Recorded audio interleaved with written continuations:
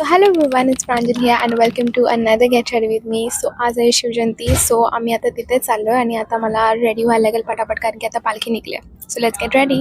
So मी आता कानातले घालून घेतलेत आणि माझी स्किन पण प्रेप्ड आहे ऑलरेडी. मी मॉइश्चरायझर आणि सनस्क्रीन लावलं आहे. So my skin is already prepped. So आता आपल्याला डायरेक्ट कन्सिलरवर जायला लागेल. सो गाईज रिसेंटली मी हा स्विस ब्युटीचा कन्सिलर घेतलेला, तो पण मला ट्राय आउट करायचा होता. सो मी ते ट्राय केला आणि इट वॉज क्वाईट नाईस आणि खूप लिक्विडी होता आणि लाईक एवढा म्हणजे केकी नाही वाटला मला कन्सिलर.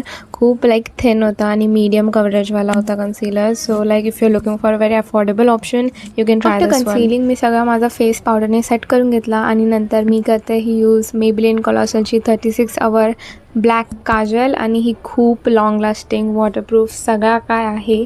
आणि नंतर मग स्विस ब्युटीचा मस्कारा यूज केला. हा पण माझा लाईक फेवरेट मस्कारा आहे. आणि नंतर मग माझे लिप पॅलेट म्हणून आहे ते मी फेसवर ब्लश पॅलेट म्हणून यूज करते.